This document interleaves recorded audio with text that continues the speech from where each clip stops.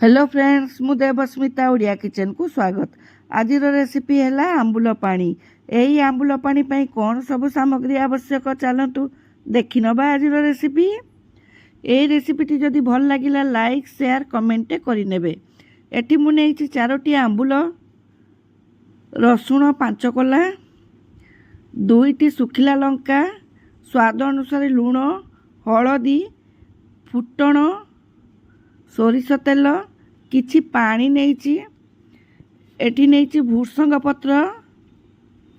प्रथमे मु गैस को ऑन कली, तापर किछि पट रे पानी नहीं बसैली गैस ऊपर। स्वाद अनुसार लुण देली,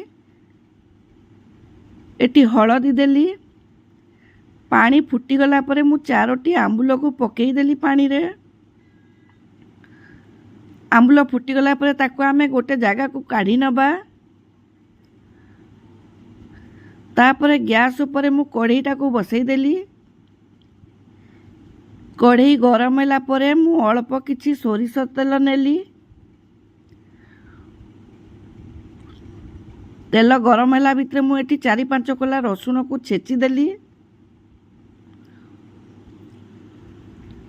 एठी तेल गरम हो गला पर मु सुखिला लंका 2टी देइची, फुटण देइची, रसुण भूसंग पत्र को छुंकी देली।